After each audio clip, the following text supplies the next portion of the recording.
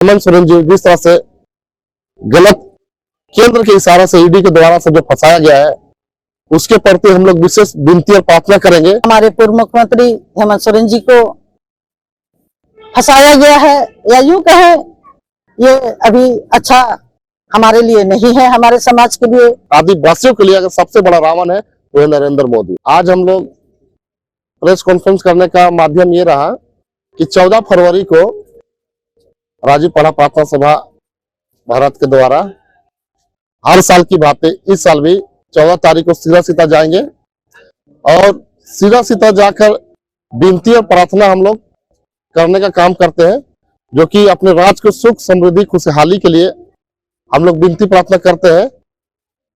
और मैं बताना चाहता हूं कि इस बार हम लोग विशेष रूप से पूर्व मुख्यमंत्री हमारे झारखंड के माननीय हेमंत सोरेन जी जिस तरह से गलत केंद्र के इशारे से ईडी के द्वारा से जो फंसाया गया है, उसके प्रति हम लोग विशेष विनती और प्रार्थना करेंगे, ताकि जो भी बुरी साया उसके ऊपर में पड़ी है वो हटे और झारखंड का खुशहाल हो, झारखंड का उज्जवल भविष्य हो, झारखंड विकास की ओर आगे बढ़े। इसके लिए हम लोग विशेष रूप से प्रार्थना करेंगे और हम लोग हजारों की संख्या में इस बार सीधा जो हम लोग कहते हैं आदिवासियों का उद्गम स्थल है, वहां पर जाएंगे, हम लोग विनती प्रार्थना करेंगे और हजारों की संख्या में पूरे राज्य से लोग आएंगे। रामगढ़ हो गया, हजारीबाग हो गया, गुमला हो गया, लोहरदगा हो गया, चैनपुर हो गया, डुमरी हो गया, मांडर हो गया, खुट्टी हो गया, रांची हो गया, इन तमाम जगहों से सरदारलंबी पहुंचेंगे। और मैं बताना चाहता हूं ये पूरे आदिवासियों का उद्गम स्थल है और उस स्थल पे जाकर हम लोग जो आदिवासियों को जिस तरह से षड्यंत्र से फंसाया गया है, उसके हम लोग विशेष रूप से विनती और प्रार्थना करेंगे और हम लोग ये कहेंगे अपने धर्मेश से, सिंह भोंगा से, कि जो भी बुरी आत्मा है उसे दूर करे और हेमंत सोरेन को तुरंत जेल के बाहर निकालें, ताकि आदिवासियों का जो विकास हो रहा है और आगे अच्छा से हो। देखिए, हम लोग के नजर में बुरी आत्मा केंद्र में बैठी हुई बीजेपी सरकार है और उसके माध्यम से ईडी के द्वारा जो परेशान कर रही है वो बुरी आत्मा है हमारे के लिए। और हम लोग आदिवासियों के लिए अगर सबसे बड़ा रावण है वो है नरेंद्र मोदी। पहले ईडी और सीबीआई का और इनकम टैक्स जब जांच होता था, जब तक किसी के ऊपर पुख्ता प्रमाण नहीं मिलता था तब उसे अरेस्ट नहीं करता था। एक संवैधानिक पद में बैठा हुआ व्यक्ति, उसको आप यूं ही अरेस्ट नहीं कर सकते। आप पहले अरेस्ट करते हैं, उसके बाद आप साक्ष्य जुटाते हैं। ऐसा नहीं होता, ये संविधान में लिखा हुआ है कि पहले आप साक्ष्य को जुटाइए, उसके बाद उसको कोर्ट के माध्यम से वारंट इशू कीजिए, तब उस वारंट में अगर संवैधानिक पद माननीय मुख्यमंत्री तो राज्यपाल का साइन होता है, उसके बाद आप अरेस्ट करते हैं। या तो कुछ नहीं, इस तरह कोई मामला, कोई प्रोपेगेंडा नहीं है। सीधा केंद्र के इशारा से कहे तो सीधे पकड़िए, उसके बाद उसका साक्ष्य जुटाइए, ये ऐसा होता है। अब देखिए, लालू यादव जब चारा घोटाला में आया तो उसके लिए अलग से कैंप जेल बनाया गया था। हमारे पूर्व मुख्यमंत्री हेमंत सोरेन को भी कैंप जेल में रख सकता था, लेकिन नहीं, जहां आम कैदियों को रखा जाता है उस जगह में रखा गया। मतलब समझिए कि ये पूरी तरीका से षड्यंत्र, और इस षड्यंत्र को हम लोग इसको बहुत जल्द पर्दाफाश करेंगे और आने वाले दिन में चुनाव में इसका लोग मुंहतोड़ जवाब देंगे। आदिवासियों का धार्मिक स्थल है, जिसको हम लोग कहें तो जैसे कि हिंदू भाइयों के लिए का होता है कि आपका वैष्णो देवी, बाबा धाम, इस तरह का है। मुसलमानों के लिए है मक्का मदीना है। मैं स्वर्गीय प्रोफेसर परवीन उरांव की धर्मपत्नी प्रोफेसर बंटी उरांव, फिलहाल मैं कार्तिक कॉलेज गुमला में बीएड में प्रोफेसर हूँ। आज आपने जो पूछा कि सिरसिता नाले धार्मिक स्थल जो हम लोग 14 तारीख को जाते हैं, आदिवासी हमेशा प्रकृति को लेकर के ही चलते हैं।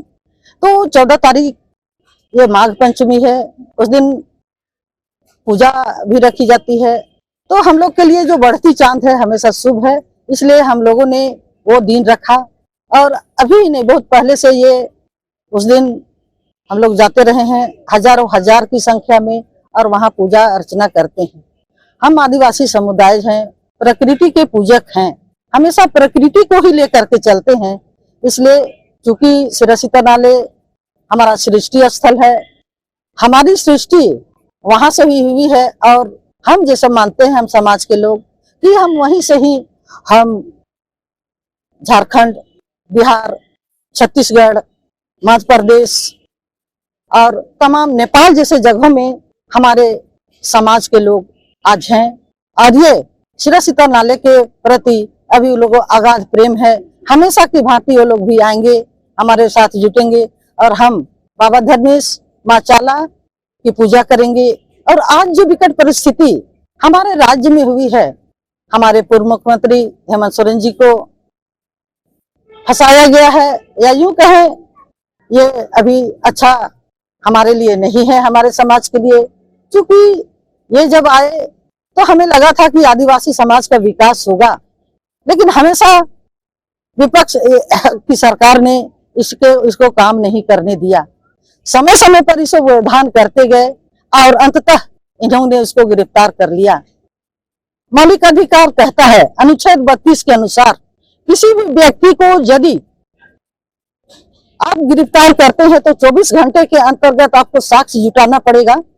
और यदि न्यायाधीश कहते हैं अगर वो उस सबूत के तहत आप प्रमाण दे देते हैं तभी आप गिरफ्तार कर सकते हैं। लेकिन यहाँ तो मौलिक अधिकार का भी हनन हुआ है। सिरासीता नाले का इतिहास है कि वहां हमारा जो सृष्टि है वो वहीं से हुई है। और वहां जो ककड़ो लाता है वो ककड़ो लाता जहां से एक भाई और एक बहन सबसे पहले आए और उसके बाद ही मानवों की विकास हुई। ये हमारा आदिवासी समुदाय का मानना है, हमारा शरण समाज का मानना है। चूंकि हम प्रकृति के पूजक इसलिए हम लोग अपने आप को मानते हैं। अगर प्रकृति है तो हम हैं, अगर प्रकृति नहीं रहेगी तो हम नहीं रहेंगे। आज हम पेड़ पौधा की पूजा इसलिए करते हैं कि हमारे पेड़ पौधा से हमें लकड़ी ही नहीं मतलब हमें ऑक्सीजन मिलती है जिसे हम सांस लेकर जीते हैं। अगर आप सोचिए अगर 1 मिनट भी अगर हवा ना चले तो हमारा दम घुट जाएगा। हम चांद और पृथ्वी को पूजा करते हैं। हम पृथ्वी की पूजा इसलिए करते हैं कि ये हमारा अन्न देती है, जिसे खा करके हम जीवित रहते हैं। इसलिए हम पृथ्वी की धरती को हम माँ कहते हैं और सूर्य को हम पिता कहते हैं। सरहुल के समय इसका विवाह कराते हैं। तो सूर्य की पूजा, अगर सूर्य ना हो तो हमें प्रकाश नहीं मिलेगी, गर्मी नहीं मिलेगी, तो हम कहाँ से जीवित रह पाएंगे। अगर हवा नहीं चलेगी तो हम 1 मिनट भी हवा रुक जाएगी तो हम दम घुटने लगेगा। इसीलिए हमने ये आदिवासी समुदाय ने प्रकृति को ये महसूस किया कि ये ही हमारा जीवन है। इसीलिए हमने प्रकृति को पूजा की, ना कि हम किसी मतलब मृत आत्मा की। 14 तारीख जो आने वाले दिन है उसमें जो हम लोग को सिरासीता जाने का जो बात है, ये पारंपरिक हम लोग का चला आ रहा और चलता रहेगा। और वो हमारा एक धार्मिक स्थल है जिस स्थल पे आदमी अपने मनोकामना लेके जाता है और वो मनोकामना आदिवासी अपने तरीके से पूजा पाठ करते हैं और जो कि वहाँ मनोकामना पूरा होती है।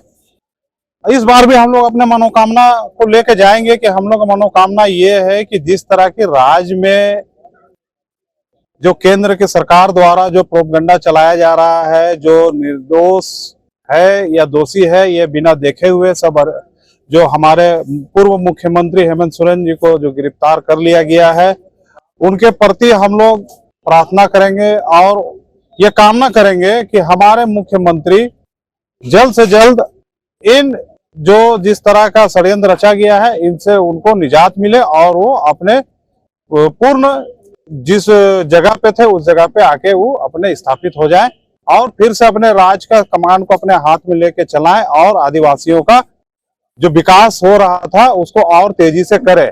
यही विनती प्रार्थना करने के लिए हम सब जितने भी अपने देश प्रदेश से लेके जो है सब वहां पहुंचते हैं, तो उसमें से हम लोग भी अपने तरीके से जो जाएंगे, जो अपने अपने हिसाब से अपने लोग पूजा पाठ करेंगे और अपने जो मनोकामना है उसका वहां पर रखेंगे और मनोकामना सिद्ध होने के बाद फिर हम लोग दोबारा और जाएंगे। हमारे सरना समाज विगत आने वाले 14 तारीख को एक वृहद रूप से हम लोग प्रकृति माँ चाला धर्मेश का जो हमारा सृष्टि स्थल सिरासीता नाले जो गुमला प्रखंड के डुमरी पंचायत में है, वो हम लोग हजारों के हजार